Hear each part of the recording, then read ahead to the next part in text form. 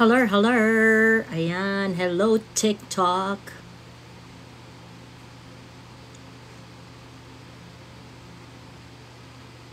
Teka lang mag-share ako. Paano ba mag-share ng live? Nag-iiba na yung ano, no? Iba na yung interface ng TikTok. Palibasa, hindi na ako masyado nakaka-live dito. Medyo napag-iiwanan na ako na interface ng TikTok, ha? Nagbago na. Hi, good evening, good evening. Ayan. Nakatulog ang inyong tita. So magla-live ako at katatapos lang mag-live ni Attorney Trixie.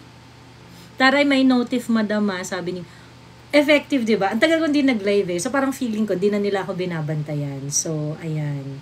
Nagno-notify na. Hi, Mono! Hello, hello! Hi, Tito Kibin! Say hindi ako nag-live. Natatamad ka na, Kibin. Ayan! Ako, excited na ako dahil dun yung sa t-shirt na ano. I am going to give, hindi mo pera yan t-shirt dun sa aking mga moderators. Actually, Christmas gift ko yon sa mga moderators ko. Thank you, Mono!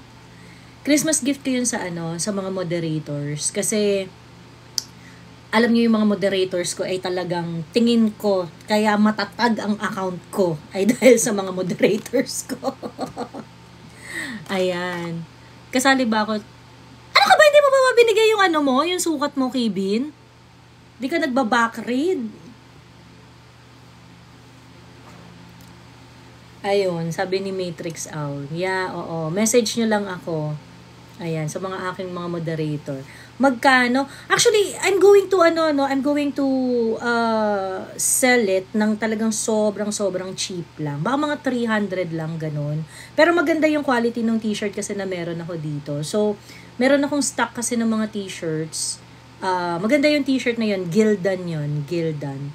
Pagkatapos magpiprint ako doon and then that's the one that I'm going to yung ibebenta, yun yung gagamitin ko. Ganun, mga t-shirt. Siguro mga 300 lang, ganyan. Mga 300. Ano lang talaga, presyo lang ng t-shirt. Pagkatapos yung printing cost and then a little over than that kasi syempre yung mga gas and processing, ganun. Tapos, plus shipping. Mga 300 plus shipping lang, ganyan. Quality yan, Ma'am Joey Natella Gildan. Sabi niyo Supercell. Oo, kasi gusto kong gusto kong suotin nyo. Alam mo yun? Gusto ko siyang maging mainstream. Yun yung pinag-uusapan namin dyan ni Sas na yung yung hindi mo pera yan, maging mainstream siya. Ganyan. May mga iba rin na parang na Miss Joey, we would like to sponsor shirts para para kumalat, ganyan. So, if makakuha ko ng mga mag-sponsors, ganyan, gusto ko talaga siya ipamigay, ganon, as much as possible. Sabog ka na naman, sabi ni RJ Reyes. RJ Reyes, akyat ka. Sabog saan? Galit si Ate Amy, mas importante daw ang programa para sa tao kaysa magbago ng constitution. Si Manang Amy hindi talaga siya keen on changing the constitution now. In fact, when I had a chance to na-interview namin siya ni Kuya Miko before 'di ba? Sabi niya, hindi maganda kung ang constitutional change manggagaling sa kanya. So parang hindi na 'yon para sa kanya na mag-lobby for constitutional amendments.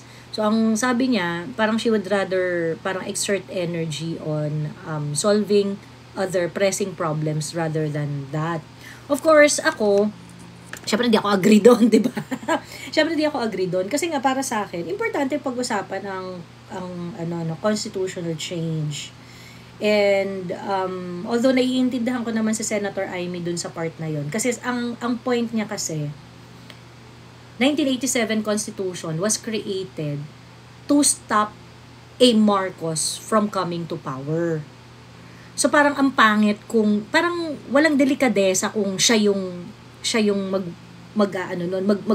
magiging front runner for that. Ganon. Do you think Senate is okay silang magsusulong? Bakit biglang nawala sa balita ang ICC, sabi ni Weljan? I don't know. I think because the constitutional question is too serious to be hurdled. That is why. hindi rin naman bobo si PBBM. Alam niya na merong constitutional ano dyan. Merong mga constitutional hurdles. So maybe that's the reason why. Ayun. Hi, Uncle Ayan! Ayun. So yun yung ano, yun yung nag-congratulate pa sa kuting sa Taiwan President. Nakakaloka. Nakakaloka. I think they have a serious problem with their communications team. The communications team of PBBM are idiots. Bunch of idiots who are politically tone deaf. Diyos me. Sa totoo lang, yun ang number one problem ni PBBM. Palitan mo na yung comms team mo. Diyos me. I mean, they did a good job during the campaign. Okay? Sabihin na natin na yun. But the problem is, I think they felt that this administration is indebted to them. Ganon. Ako nga, mabait ako eh. Sabi ko, okay, you did a good job in handling the PR of PBBM noong you're making decisions doon sa yung hindi pag-guest ni PBBM sa mga debates and things like that. Yung comms team daw ni yung PR team daw ni PBBM yung nagde-decide kung ano yung mga pupuntahan niya, ano yung mga hindi pupuntahan niya and what not, ganyan. And they really studied what went wrong in 2016 and what they have to do in 2022.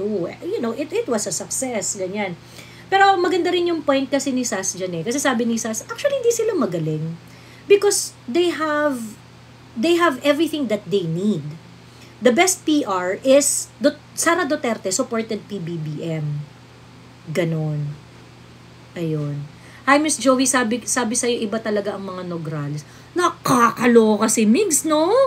Diyos me! Po kasi Migs. Ayan, merong bit-bit na kwento si Uncle Ayan. Hello, Uncle Ayan. Hello. Nakasara ko doon sa post ni PBBM na yun. Meeting the President of Taiwan. Oh my God. No, politically Ikaw yung bantay dito, sa foreign policy natin. Hindi natin kinikilalang bansa ang Taiwan. Yung ilang bansa lang po kumikilala sa Taiwan. Shit. Super tone deaf. And alam mo, I things like this, I think parang kasi ang problem kay PBBM pagka kunwari okay sa kanya, parang he would give 100% liberty doon sa mga taong tinalaga niya to oversee things like this. So yung mga ganitong statement, hindi niya nakakalibrate.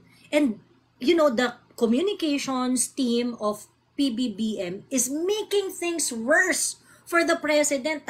Credit grab ng credit grab. Pinagmumukha nilang credit grabber na malala si PBBM di ba? Correct. Pagkatapos yung mga tone deaf na ganito. Remember, Uncle Ayan, yung sa Marawi din. Yung sinabi niya, a foreign terrorist, kineme, ganyan. And then, yung mga BBM supporters later on, hindi kasi meron talagang foreign aspect. It's not, meron naman talagang foreign aspect yung attack, kineme. Yeah, but you don't say that right away. Yes, diba? Exactly. Investigation, you conduct an investigation, you find the culprit, and then later on, you say that there is a foreign aspect to it. Correct. Diba? At least dapat meron siyang onset, it's a foreign attack, diba? Dapat nakalagay, at least sana yung sa wording sa nakalagay, according to our intelligence, according to the intelligence community, according to AFP, dapat may mga ganon. Na para at least may pinagkukuha na saan galing information mo. Oo. Ganon. Diba? Diba? Inconsistent na rin yung pagkasabi niya nun. Inconsistent na rin yung sinabi ng AFP. So, it gives us this, this impression that they do not really know what they're doing. They're not talking to each other, diba? May disconnect. Oo. Foreign kineme daw, pero puro Pinoy ang nahuli. What? Anong nangyari sa intelligence? Yun nga diba? Na parang, tapos yung mga basahang vloggers ni BBM, hindi kasi international terrorist yun kineme. Parang, you don't conclude kasi. Parang catch the bad guys. No, after catching them, and then you tell us, I mean, even if hindi ganun yung pag-release ng information eh. Hindi ganun yung huliin nyo muna. Sino ba yung bumomba? O, nahuli nyo. Nung nahuli nyo, you were able to determine that this group is, merong affiliation sa ganyan, kinemi. And then later on, you're going to say there is a foreign aspect to it. Diba? Paano mo sasabihin na yun na? If family tree mo sila. Attack. Hindi siya foreign attack yan. Foreign terrorist yan. Diba? If family tree mo sila, kung may eto galing dito according to our intelligence, dito galing yung pondo niyan, someone taught them itong taong to galing sa ibang bansa, nag-training to create bomb like that. So pwede mong ngayon, pwede ka ngayon mag-conclude na merong foreign intervention. It sounds like parang that time kasi it was really a desperate desperate move to make the president look and sound like he's on top of it. But hindi ganun yung naging dating. Ayun. Saan na talaga ba nakapanig si Jam? Kay Martin Romualdez. It's very clear. She already said she's working with Martin Romualdez. With Tingog. Yes. Ayun. Ewan ko dito kay Jam kasi to si Jam, napakalit naman ng utak ni Jam. Wala namang talino to si Jam Magno eh. Si Jam kasi, parang ayaw niyang malose yung kanyang Duterte base. Okay?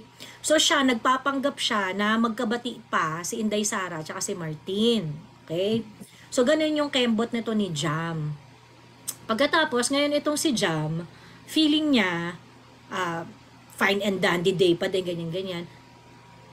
And the reason why he wanted to push it that way, kasi sumikat siya sa mga Duterte eh. Sumikat sa mga Duterte si Jam eh. So, pangalan pa ng restaurant niya, Migo ni Digong, di ba? Parang, so, kumita ng marami si Jam at nagkapera siya ng bonggang-bongga because of her being a Duterte supporter. Yes. Ngayon, ang problem kasi, hindi niniintindihan ni Jam yung conflict ni Martin Romualdez bilang House Speaker at saka ni Inday Sara bilang Vice President and DepEd Secretary, in which nagkaroon ng matinding banggaan when it comes to policy itong dalawang ito sa House of Representatives. So ngayon, parang, Jam, hindi mo pa pwedeng sabihin na magkabati sila. I mean, hindi ko alam kung ano ibig sabihin niya sa magkabati, yung parang, dahil ba nag-a-appear sila, nagkikita sila, Jam, wala kaming pakialam doon sa personal relationship ni Inday at ni Martin Romualdez. When we talk about politics, we talk about policies. Ano pinag-uusapan namin ditong bati sila o hindi sila bati, we refer to the policies that these two public officials espouse. Naintindihan mo ba yun, Jam? Because, idiots like her, na jukebox, di ko alam, I don't know. May naniniwala pa ba kay Jam? Siguro may ilan, yes. Pero hindi, sabi mo nga, di ba, if you check her post, hindi siya nag-trending lalo sa TikTok. Hindi siya nag-fly out sa TikTok eh. Walang sa kanya. Kasi, si Jam, parang halos katulad lang nung ibang mga non-political vloggers na nag-shift sa political. Like Makagago. Yung mga post ni Makagago. Ang kinayan, 300 likes. Sa politics diba? Oo. Siya politics talaga. Oo. Then, makita mo sa post mo. YT and FB. Sige, stream ko nga. Try mo nga, Joey. Stream ko, teka. Try ko i-stream. Teka lang ha. Kaso sayang, dami ko nang nakuda kanina. Upload ko na lang after ng live. Si Nico David, example. Parang wala namang mga talino. Tapos, pinaglaruan nga ni Sas kanina yung pinag-usapan nyo kagabi. Yung yung tagi ito. Yung boxing analyst or something. Pinagtrapan niya kanina. Oo. Meron ba siyang bagong content eh? Meron daw. Hindi ko pa napapanood eh. At may ano pa kasi, ang tawag dito, para in-explain niya yung ano. In fairness, mas maganda yung pangalawa niyang content eh. Na basically just stating facts on the ano. Sa Chart to Change. Ano rin pangalan nun? Ano yung bigay? Wala sa ano ba eh.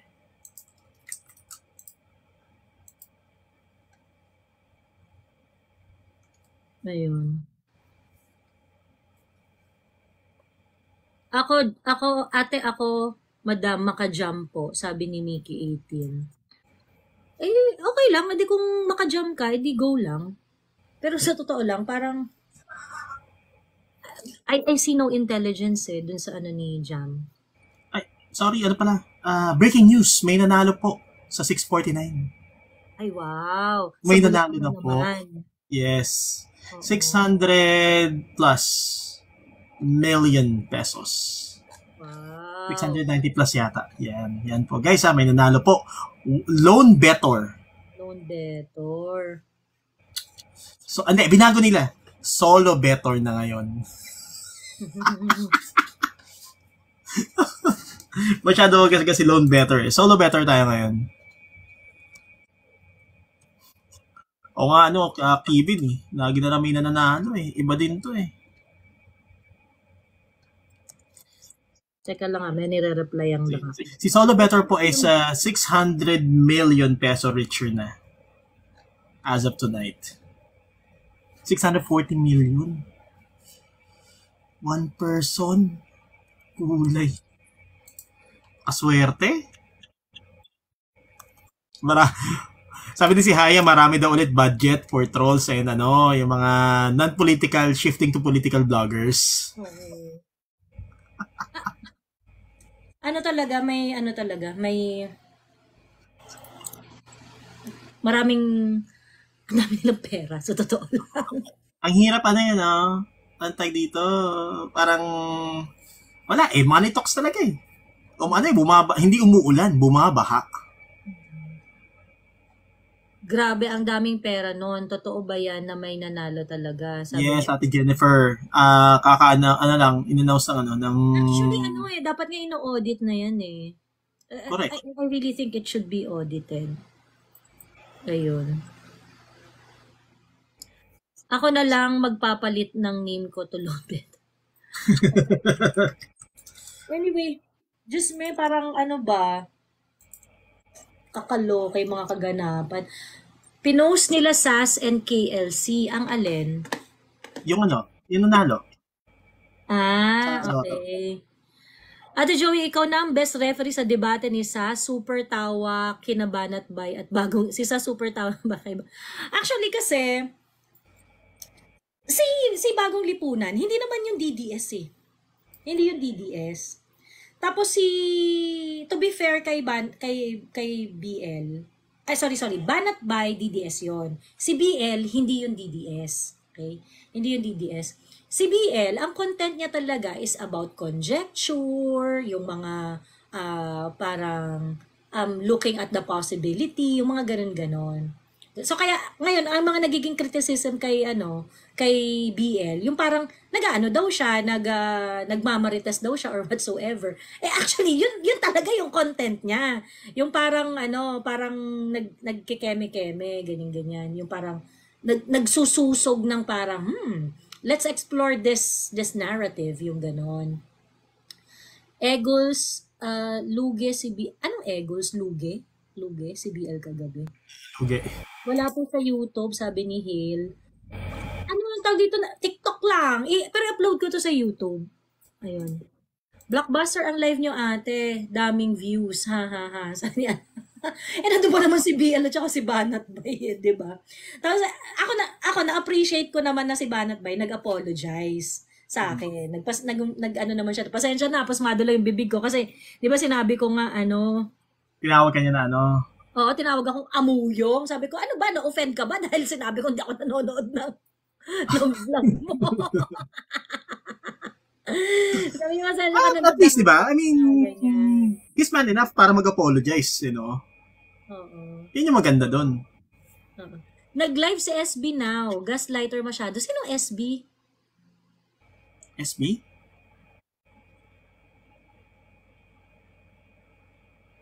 Naka-live din kayo sa TikTok, umabot 50k view. Oo.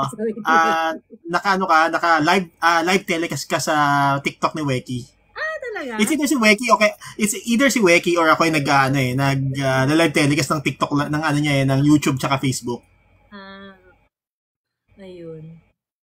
So anyway yun. So parang, ang tawag dito, Silver TV pala to. Parang ngayon, ang ano doon, feeling ko di na talaga magtatagpo si Banat Bay at saka si Banat Bay at saka si Bagong Lipunan. Hindi na talaga sila magtatagpo. Although for Banat Bay, kumbaga sinabi naman niya, ang goal niya is purihin kung ano yung okay, and then banatan yung hindi okay. For BL, kumbaga sabi niya, sa akin, wala akong pake. Sasagasaan ko lahat kung tingin ko hindi yan tama or what's and of course using those kind of assertion, they're going to do it on the best of their lens of their ability, using their own lens in looking at things, ganun. Ayun. Bumaliktad na si Joey, sumama sa mga makagagang DDMs by Unity. Sabi, hindi, alam mo, ito sa true lang, ang tanga nito. Kasi, nung DDS, dilawan pa lang yung debate, nandiyan na yan di ba? Oo. Pagkatapos, yan pa kayong tawag sa akin ng DDS. Nung wala pang eleksyon. Pagkatapos ngayon sasabihin, bumaliktad na daw ako at DDS na daw ako. Kayo tawag sa akin ng DDS nun Ang linaw-linaw. I mean, pronouncement mo pa lang before the actual election. Sabi mo, Sara Duterte ka talaga. Oo, nakakatawa yan sa true lang. Kasi gumawa yan ng, I remember it vividly. Gumawa yan ng content. Pagkatapos, yung content edited. Yung interview ni Banat Bay kay PRRD. Ayun. Diba sa true lang, gumawa ka ng ganong content? Ano yan, may kinat-cut niya yung ano? Kinat-cut niya. Oo. Yung sinasabi ni PRRD doon na parang despicable politician was Dick Gordon. Tapos kinat-cut nila nitong ni sa True lang, pinagmukha niya na si BBM yung sinasabihan ni PRRD noon. 'Di ba? Umamin ka sa True lang. Palibasa kasi nakatago ka sa sa troll account ano? 'Di ba? Amin. Hindi mo panindigan Hindi mo panindigan. You did that. 'Di ba? Napaka-gaslighter ng Banat Bay. Nakita ko content nito ni House of Senator. Nakita ko na yung mukha niya. Singkit pala to. Mukhang halata, kita naman sa niya, sa picture niya. Singkit. Salamin. Nakita ka salamin din. Kasi naka-drawing kasi siya dun sa profile niya. Ayun. Malala pa rin swak sa Hacienda Lucrecia. Ma'am, uso kasi ngayon ng balimbingan. Sabi ni ito kasi yung politika natin Ako, I do not mind people switching alliances sa person if their principles doesn't change. Correct. Ang balimbingan na unacceptable dito, yung pabago-bago ka ng prinsipyo. Yun. Kasi dapat yung prinsipyo mo, it stays with you. Yun ang pinaniniwalaan mo dapat regardless kung sino pa yung politiko na yan. 'Di ba? Starfoot season na naman, October na kasi, COC filing. COC filing. This year na yun may pa rin. Ayan, magpakasal na tayo, Mao. Hindi yan 299. Hindi yan 299. Nakakalo. Magkano ba yung ring? Ayun. Madam Joey, ano masay mo sa internet voting for overseas voters? Parang ayoko. Actually, sa totoo lang, maliit lang naman kasi talaga yung boto ng boto ng OFW. Sobrang liit. Sobrang liit.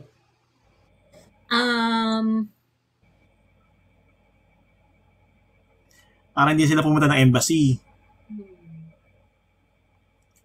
Kasi yun yung di ba? Yung ibang hassle nila po, kailangan mo pumunta ng embassy. Paano kung malayo yung embassy para bumoto ka? Si Hail Hydra may comment, Gusto kasi nila, di ka ma-question, Ma'am Joy, importante taga-suporta ka, ganun daw. Di ba? Yun kasi yung I mean, yan yung yung mga ganitong klaseng mga tao. They're going to shame you because they want people to stay stupid. Ganon. They want people to stay stupid. Sabi ko nga kaya ako nag-persist na to build my platform because of people like this. Kayo actually nagpo-push sa akin And so, ayan, nagtagal ako sa pagba-vlog, ganyan. Kasi I refuse to to stay bobo, and I refuse to deal the public in a bobo way. Just like what some idiots here are doing, 'di ba? Ganun, nakakaloka lang. So anyway, tindi ng mga nabasa mo yung mga bagong statement ni Senator Amy. Oo. Pinangalanan na niya si Martin Romualdez na. Yeah, galit kasi medyo mukhang nagigising na yung Dragona. Mga away na siya. Actually, yung napag-usapan na natin sa yung coded na yung coded na live sa YouTube at saka sa yung sa YouTube at saka sa Facebook. Yung may content na ang sabi dun sa content, yung mga anak ni Senator Amy nagsalita daw na parang please say something, parang do not embarrass Lolo, parang something like that, parang what's going on is really embarrassing, ganyan. Yung mga may parang mga strong words daw yung mga anak ni Senator Amy for Senator Amy. Pero yung content na yun, yung wala siyang yung kumbaga wala siyang weight, yung kumbaga wala namang pinakitang na parang official statement coming from the anak, ganyan. Yung wala naman siyang, parang lang talaga siya, yung it's just a content. It's just a content. Ganyan. So, ngayon,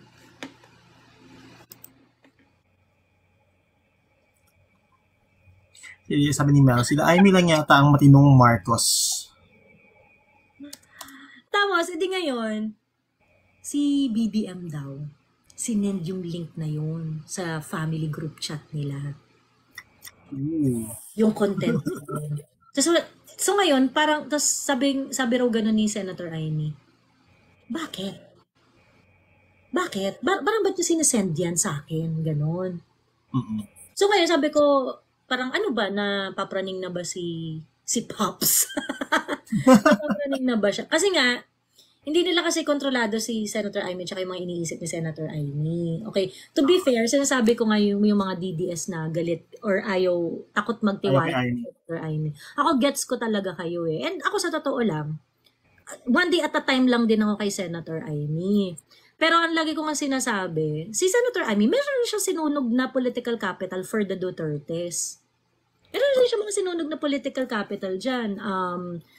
She invested on PRRD nung time na nobody believes in PRRD, 'di ba? Yes. Meron din naman siya talagang clear na pangbabardagol na ginawa doon sa kapatid niya, like for example yung sa Afghan refugee. Matindi yung banat niya doon. Oh, solid yun. Kinonit niya si Babes Romualdez doon ng bonggang-bongga, yes. 'di ba? Parang ibig ko sabihin, kung usapan rin lang na kikilos ba si Senator Amy? I think for things that she truly believes in, she can. She already showed it. Pero hindi siya biglaan. Do not expect yung biglang magsasabi ng ganito si Sen Amy, biglang gagawin ni Sen Amy. Syempre hindi. I mean, one step at a time magagawin yan. Kasi, tapos mahirap kasi yan Kasi, again, sinabi naman niya, mas importante yung bahay kaysa sa dugo. Sa kadugo, di ba? Sinabi naman niya yun. I mean, para sa akin, na yun, for me, okay, at least I know where you're coming from. Diba? Although, yun nga, parang hindi talaga maiiwasan na, kasi syempre, yung mga Duterte supporters, yung mga hardcore DDS talaga, nung time na binabalahura si Inday Sara, you can't really blame them from being ano, no? Kasi grabe talaga yung budulan na nangyari. Grabe talaga yung budulan na nangyari. So parang hindi mo rin maintindihan mo yung galit nila eh. 'Di ba? Maintindihan mo rin yung galit nila na parang sincere ba talaga yan si Senator Amy? Keme-keme, ganun-ganon. So sige, gets ko 'yon. Pero ang sa akin, I'd rather look at Senator Amy one day at a time.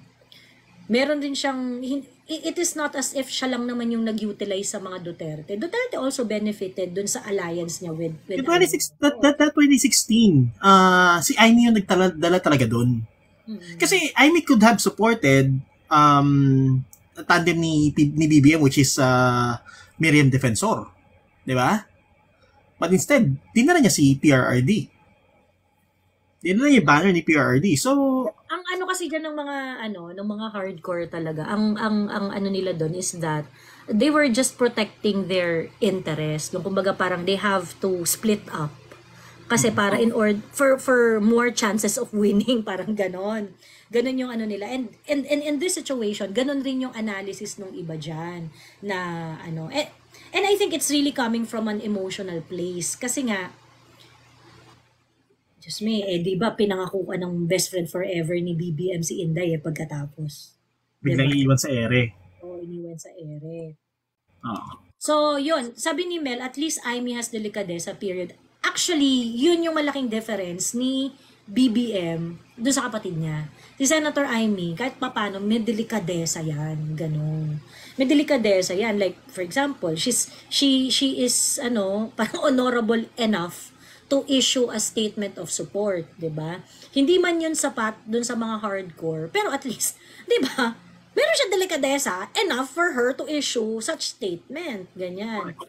O pagkatapos ayun, kumbaga parang hindi naman niya iniwanan din si ako nakita ko 'yun that she's really supporting Inday Sara. And nung time na binibira talaga si Inday Sara, she's the first one and for quite some time the only one defending Inday Sara, 'di ba? She blatantly said in CNN na absurd talaga daw yung PI. Actually pati yung medyo strong rin yung words niya tungkol dun sa increase ng mukhang talagang ready na sa bardahan si Senator Amy eh. Sabi niya pag hindi umayos, etong sila Martin, may makakatikim sila kay Amy. Kasi ang sabi ni Senator Amy tungkol doon sa increase ng budget na kasi mabibira doon pag hindi nagsalita diyan si Senator Amy, mabibira siya ng bongga diyan kasi committee niya yan eh. Yung sa COMELEC, yung budget ng COMELEC. Constitutional siya sa tama ba? Elections something yung hawak niya sa Senate. Election or constitution something. Hindi, yung electoral reform, yung hawak electoral niya reform, okay. Yun. So ngayon, siya yung nag-deliberate ng budget ng COMELEC. Pagkatapos, ngayon, ang sabi niya doon sa interview niya sa SMNI, nung dinideliberate namin yung budget ng Senate,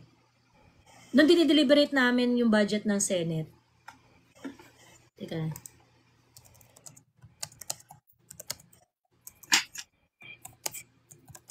Nung dinideliberate yung budget ng Senate, ang sabi niya, ang pakiusap nila is that increasean ng budget but the purpose is for the salary increase, for buying office spaces, leasing office spaces, mga ganun. Operational, yung kumbaga parang kailangan po namin ng mga ganito-ganito kasi nakikisingit lang kami sa mga opisina ng LGU, yung mga ganong etos balungos. Ganon. So ngayon, ang sabi niya, we never really talk about budget for Chacha, yung budget for plebiscites, ganon. Na magkakaroon ng malaking increase ng budget dyan. So ngayon, yung pagsingit ng 12 billion para dun sa line item na yon, she was really surprised. Talagang, sabi niya ganun. Ang statement dun ni Senator Amy was that it was a sin of the highest order. Syempre parang, manang, ready ka na bang,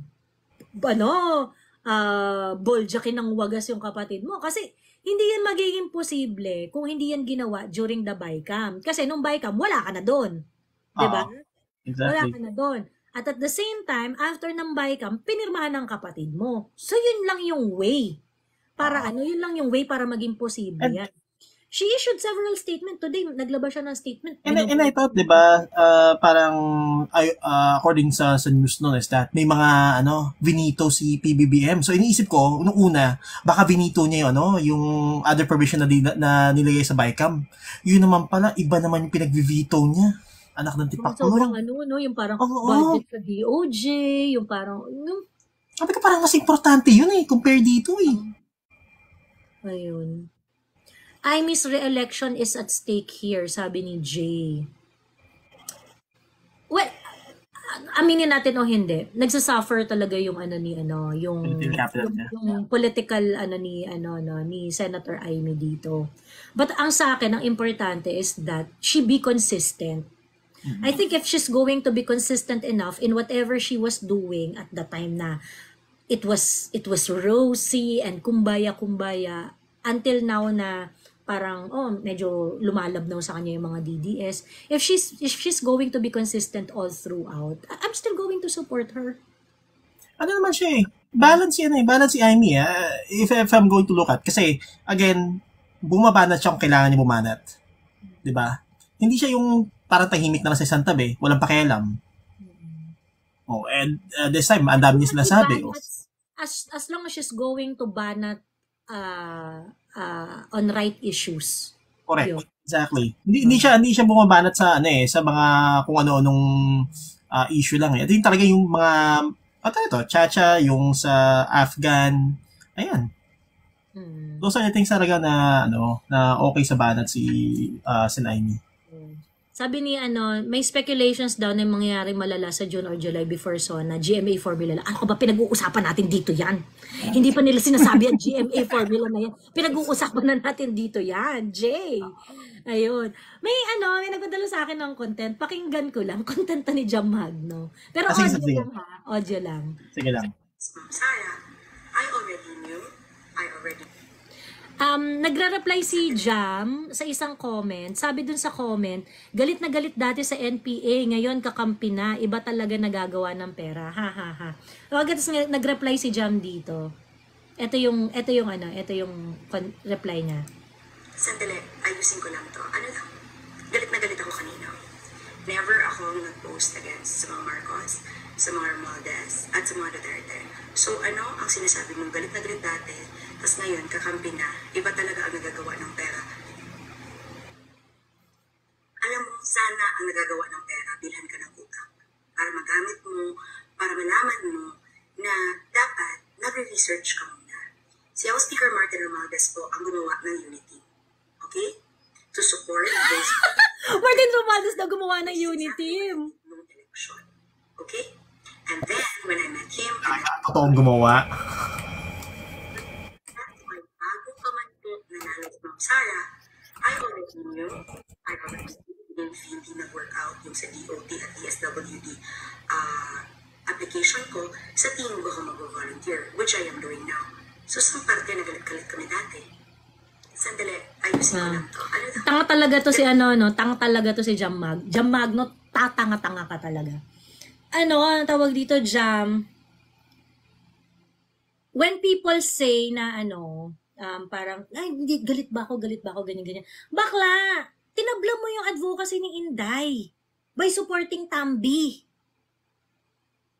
Diyos me. So sabi niya ganun, nag-post ba ako ng negative? Hindi mo kailangan mag-post ng negative, tanga. Bobo. Diyos me. Hindi mo kailangan mag-post ng negative. The moment that you stood beside Martin Romualdez doon sa issue on the confidential fund, and not saying anything about it, you undermine the fight of Inday Sara and the advocacy of Inday Sara to zero out recruitment dun sa mga learners natin. Okay? Diyos ko po, pagkatapos meron pa itong pa-statement na si Martin Romualdez na bumuo ng Unity. Diyos ko. Sabi siya, yung butuan doesn't claim. May something talaga si Coco Jam. Bipolar siya talaga, Joel. Ayun. Parang itong, ako sa totoo lang, this lady should be talaga should be parang parang continue what you're doing para you're gonna die a natural death in social media dahil sobrang ka-inconsist. Ilang beses na pinakita ni Jam, there's nothing between her ears. She's not intelligent. Nung Duterte time, she was just articulate enough to express yung general sentiment ng mga tao. Ganon. And when it comes to that, hindi mo naman kasi talaga kailangan ng matinding analysis doon or whatsoever. Kasi syempre, it's basically your, the people's sentiment na in-express mo lang, inarticulate mo lang. Pero yun na pala yung peak ng career niya. After nun, with Chikels, wala ka na talagang makukuha sa utak ni Jam. Diba? Tapos, narinig niyo ba? Narinig niyo yung niya? Narinig niyo? Narinig mo ba ang kalayan? Yung pinlay ko? Tapos sasabihin mo isa, bumili ng utak? I think ikaw yung nangangailangan nun. Oo. Tapos parang, bilib na bilib talaga si ate na meron siyang utak. Bex, you said that ayuda is an incentive for them, for signing the People's Initiative. Diba? Diyos me, nakakaloka.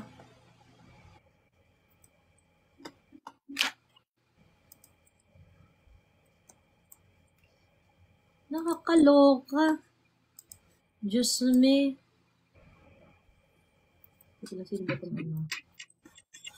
Sabi ni Summer Sundays, Miss Joey, when did you first realize may something sa kanya? Kanino kay Jam? Kay Jam, oo. Nung nag-content siya about pwede palang magsama yung pwede palang magsama yung Makabayan Block na hindi raw nagko-complain, tapos yung nagpamigay sila ng ayuda sa Batangas. Oo. Kasama nila At that Makabayan. It was very very clear to me that this lady is an idiot. Ayun. Hindi ko na siya actually nung yan si Jam, yung si Jam, di ba meron siya yung nasa ng Pangulo, doon siya sumikat sa nasa ng Pangulo. So parang it was really okay tong babaeng to palaban ganyan. Kasi nga, na-articulate niya yung sentiment ng mga tao during that time. Ganon. Okay, ganyan. Tapos she became really, really, really toxic. Hindi ko na pinapanood yung mga contents niya, yung nakikipag-away na siya sa mga baby bra warriors, yung mga ganon, yung mga nagaganon-ganon na siya. It became really, really, really toxic. Hindi ko na talaga siya pinapanood at that time. And at that time, I also do have my platform na rin dito sa TikTok. So parang hindi ko na rin siya masyadong pinapansin. Tapos, di ba parang after a while, parang naging non-political na siya, tapos marami mga issue na sa kanya, ganyan. Yung mga niya, yung mga issue niya, personal issues niya dun sa mga business and everything, di ba? Ayun, saan kaya pupulutin si Jam after na admin na to? Struggles na ni Jam yun, hayaan na natin siya. Di ba? I think she earned enough para tas online seller. Kasi parang alam ko siya nag-resign talaga siya sa politics Parang she doesn't want to create any political contents anymore for quite some time. Mukhang hindi nag-work. Inaway niya. Sabi niya, inaway niya yung CEO ng Davao, di ba? Marami siya naging kaaway. Sino ba yung beauty queen na inaway niya sa social media before? Di ba may ganun pa siya na content? Madami siyang mga naging, hindi ko na nasundan yun Hindi ko na nasundan yun. So ngayon, ang concern ko lang is when she talks about politics, yun yung medyong parang, Bex, it will take more than English. Diba? It will take more than good English for us to respect whatever you are saying. Diba? I mean, she's manloloko ng tao, sa totoo lang. Like for example, yung sinasabi niya na yung ayuda, na pinamimigay during the gathering of pirma sa People's Initiative is an incentive and not bayad. Anong klaseng panloloko yan, Jam? 'Di ba? Anong klaseng panloloko yan? 'Di ba? Yung mga, Diyos ko po, yan yung mga dapat ako content creator na binaban eh. 'Di ba? That's so misleading. Tang-ina. Would you like that kind of mindset to be instilled to your children? Sige nga. Anak, okay lang yan, kunin mo yung bayad. Hindi naman bayad yan talaga. Ayuda. Incentive yan. Incentive. Hindi nga. Ganyang klase yung gustong values na gusto nyo instill sa mga kabataan. Diyos ko naman. Diba? Ayun. Ito si Linog. Hi, Linog! Ay, hindi pa siya nakakakabit. Ayan. Hello, Linog. Hello. Doon pa ako nagsimula, Ate Joey, nung mainis sa kanya, yung sinasabi niya, yung ginagawa ng sa administrasyon ni Tambaloslos. Taga Leyte ako, Diyos ko. Alam ko na wala siyang nagawa during congressman siya. Kaya lalo akong nagalit. Ito, meron po tayong buhay na patunay. Hindi nga pala to si Linog. Meron po tayong buhay na patunay. Di ba Linog, farmer ka rin, di ba? May farmland ka rin. Yeah, di mo nakita yung content ko halos lahat si Tambaloslos na. Kasi nga, galit na galit ako dyan. Kasi ilang dekada yan sila sa Leyte. Walang nagawa yan simula sa tatay niya. Tamad yan ng congressman siya Yan din yung banat niya diba? Yan din yung banat ni KLC diba? Oo. Kaya nga galit na galit. Diyos ko, sabi ko nga sa kanya, mas maganda pa yung city ng Ormoc City ni Richard Gomez at saka ni Losi Torres kaysa sa Tacloban na naunang city. Pinakaunang city yan sa district ng Leyte, ang Tacloban. Di ba anong nangyari? Baka di nyo lang alam na masyadong palpak yung administrasyon nila during Yolanda dahil yung pinagawa ng mga bahay ni PRRD na hindi naman nila naasikaso, walang tubig at saka kuryente. Although palpak yung kay Lenny, palpak din naman yung ginawa nila doon sa mga bahay sa reclamation center. Todo panlalait ko dyan, wala silang magawa. Totoo naman talaga na mabaho talaga ang public market ng main city ng District 1. Mas maganda pa yung public market namin sa Alang-Alang Leyte kaysa public market nila from a farmer, 'di ba? Na talagang taga-palengke, 'di ba? Diba? Diyos ko, kaya nga nilalait-lait ko yan. Kaya nga di ako tumitigil dyan kalalait sa kanila Kasi taga Leyte ako. Kaya wala talaga silang magawa dyan. Kaya pag may nagko-comment na mga taga Leyte, winawaray ko rin. Bakit? Di nyo ba alam? Ko, ako kasi ganito, hindi ako nagsalita doon sa mga medical abstract, sa mga tulong ng Tingog Party List na although may mukha talaga ni Tambaloslos yung mga cheque. Kasi nga naman, totoo naman talaga na tumutulong sila, pero hindi naman pera nila yon. Pero bakit may mukha? Cheque, may mukha nila. Actually, yes, yun pa yung isa doon problema doon, Lino. Kasi it's not supposed to be used by politicians. Bawal nandun sa sa malasakit, yung batas. Sa AR niya. Dapat hindi siya ginagamit ng mga politicians, ganyan-ganyan. Pagkatapos itong mga legislator natin, sila po yung nangunguna na maglagay ng mukha nila dyan. Tapos parang, di ba ngayon nga, parang kailangan may endorsement ng mga party list. Supposedly, dapat walang ganun. Walang kaya ganun. Kaya hindi rin ako masyadong nakakapag-open dyan kasi syempre marami rin naman akong kamag-anak na nasa area ng Tingog Party List na mga coordinator nila.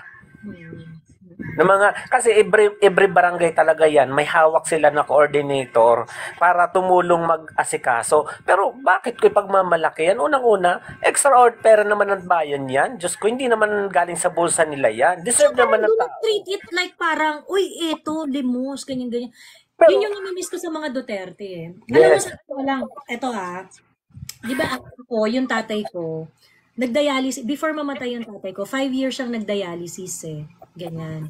And so we are getting our benefits from the from PhilHealth, ganyan.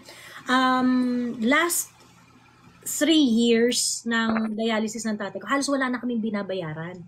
Halos wala na kaming binabayaran sa dialysis kasi in-increase yung number of free dialysis ng ng mga PhilHealth members. KPRRD. Oo. So, kumbaga, ang babayaran na lang namin is yung mga gamot, check-up, yung injection, ganyan-ganyan, and those kind of things.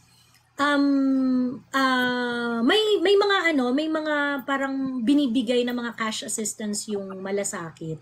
May mga binibigay na cash assistance yung malasakit. Kasi senior citizen yung tatay ko eh. So, entitled siya dun sa mga cash assistance kay Emerlo, diba? Sila yung mga priority dyan, usually yung mga senior citizen. Sa mga ganong benefit, ganon. And he was able to get those. Without us feeling na parang busagos kami. Ano mo yun? Hindi siya feeling na nanlilimos kayo. Oo, hindi yung feeling na nanlilimos kami. Yes. Hindi yung feeling na nanlilimos kami, na parang puta, at least alam mo yung dignidad namin bilang pamilya, intact pa rin. Kasi hindi kami yung parang papipain, karasok ang haba, yung pagsusulat ka, tulungan niyo po kami dahil kami naghihikaw sa buhay, yung mga gano'n. Kasi iba, maparegi ibang tao eh. Diba? Eto, hindi mo parang sabi nga diba, may mga kwento about it na parang pagpunta nila doon, ang bilis ng process. Oo, mabilis yung process. Hindi ka maghihintay ng sobrang tagal. Okay, ganyan. Entitled ka ba o hindi ka entitled? So, entitled siya kasi nga senior citizen siya, ganyan. Tapos, wala naman na siyang ibang income aside from dun sa pension niya, ganyan. So, sige, okay, ganyan. Parang nag-qualify siya, ganyan. So, sasabihin lang sa'yo, okay, eto na, entitled na po kayo dito sa cash assistance kay Emerlo, ganyan. You're not going to get it all the time eh. Pero, if it's available, they will contact you. So, anyway, ang point ko lang doon is that, yun yung difference dun sa ngayon. Kasi yung sa ngayon, parang they are really going to require you to write a letter to the congressman na please. Di ba meron pang ganung template tong si Migs, Mignog Gonzales? Diyos me. Parang dating gawi pa rin na na kung hihingi ka ng tulong, kailangan magsulat sa mga congressman, sa mayor, ganun.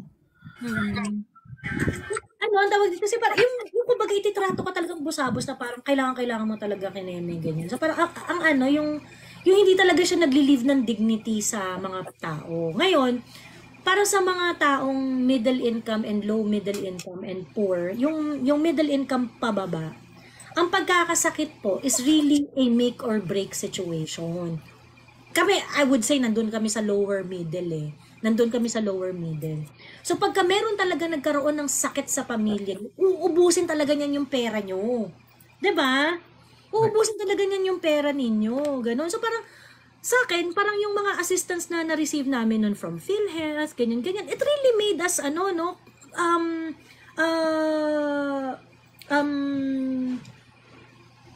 push through nang hindi kami nababaon sa utang. Alam mo yun? Yung parang naku, Diyos ko po, sa panahon ngayon, kapag ka ikaw hindi ka mayaman at meron nagkasakit sa pamilya mo, yan ang mitsa ng paghihirap mo. Magkaano kayo dito, 'di ba? Lalo pa akong nainis na alam ko naman may kinalaman siya sa pagkat ng budget ng PhilHealth. 'Di ba? Imagine mo may hospital ka, alam mo naman may hospital ang pamilya nyo sa probinsya. Alam mo yung sitwasyon ng mga may hirap doon na halos pumipila, kadami ng hospital sa amin, pero alam mo naman may hospital pamilya nyo, nangangailangan, alam mo ang sitwasyon ng mga Pilipino, parang wala siyang, alam ko na malaki ang connection niya para sa pagkakat ng budget ng PhilHealth, tapos biglang lalabas siyang ayuda. Alam mo ba, kasi ganito yan, tapos na talaga yung signature campaign na yan, bago pa nag-December, tapos na yan, Ate Joey, Kuya Ayan, tapos na yan. Kasi nga, biglang namigay ng ayuda sa probinsya namin ng tig 3,000 every municipality. Galing mismo sa, district, yung budget na ibinaba sa bawat LGU. Sabi ko bakit ganun? Bakit may biglang ganun? Nagtaka ako, wala namang dito sa Maynila. Bakit ito pili lang? Bakit bakit biglang umulan ng pera dito sa sa Leyte? Nagkataon kasi na nandito na ako bumalik ako ng Maynila nung November. Kasi nga nag-ano ako ng mayroon akong mga seminar ng biofertilizer sa Region 1 hanggang Region 3. Yun ang talagang naano ko doon, nawinda ko. Sabi ko, tinanong ko yung mga kamag-anak ko doon, bakit ano ang requirement sa ayuda nyo? Signature lang daw. Tapos, yun nga, nagulat ako kasi hindi ko naman wala naman silang form. Nagulat ako bakit may the president yung form. The president, the speaker yung form. Bakit yung address nun, the speaker yung form? Bakit may pag-ganon siya? 'Di ba? Ibang klase, matagal na palang ginapang yan. Bago inilabas, bago pinag-usapan, tapos na yung plano. May may isa pa akong point lang, no. Teka lang mag-end live lang ako kasi si Derek gustong makipagtsikahan. Hindi naman makatulog to. Si Derek. Hindi gusto makipagtsikahan, hindi na naman yata makatulog to. Pero meron ako isang point na gustong sabihin. Yung yung isa pang problem, yung nagki-credit grab ngayon yung administration, yung specialty regional hospital. Yung parang, panahon pa ni PRRD, meron na talagang plano na talaga yan. Tinutuloy mo lang yun. Oo nga. Pero asset na yan eh. Diba? Parang kung makakapagsalita, parang sila yung nakaisip. Yes, totoo yun. Si PRRD unang nakaisip yun eh. Siya talaga yung nag-i-insist na dapat na ma-priority ang mga hospitalization ng mga Pilipino eh. But it's good, no, na tinutuloy ni PBB yan. I mean, good job ka dyan na tinutuloy mo yan. Ang pinupunto lang is that, do not act as if you're the one who thought about it. Diba? Usapin mo naman yung ito ay inisyatibo na diba, sa ngalan ng continuity, kinemi. You change your tone para hindi nagagalit sa inyo yung mga tao. Kasi syempre, alam po namin yung nangyari previous administration eh. So, huwag yung tanga-tangahan dyan. Ayun. Naman. Ang tawag dito, anong gusto mong i-share before ako mag-end live lang ng... Babananin ako. Sa tricycle, nung panahon ni PRRD, alagang-alaga kami. Pag may sakit ang mga miyembro namin, ilalapit lang yung ilalapit si Senator Bongo sa presidente, bibigyan ng guarantee letter, bayad na yung buo. Kahit umabot pa ng 100,000. Diba? Ngayon, tinan nyo, ang nangyayari ngayon, yung ayuda para dun sa mga magsasaka daw, walang budget yung DA. Diba? Pero sila, yung Congress, may 500 billion silang budget para pamigay nila. Diba? Ba't hindi na lang nila bigyan yung distrito doon sa may norte, yung congressman doon, bigyan nila ng budget para yun ang magbigay ng ayuda sa mga magsasaka nila na naapektuhan nung overproduction, diba? Pero ayaw nila, gusto nila suluhin, gusto nila sila yun eh, kanila yung Actually, lumabas na yung budget dun talaga sa mga farmers, yung 12.5 billion. Hindi ko lang alam yung para sa the rest pa kung 100 billion daw ang kailangan nila para mabigyan ng mga ayuda yun. Overestimate na naman sila para meron para sa kanila. Teka guys, mag-end live lang ako ha, kasi hindi ko alam parang nag-aya mag-live to. Hindi ko pa lang sure. Pero mag-end live muna ako. Sikaan muna kayo ni Direk.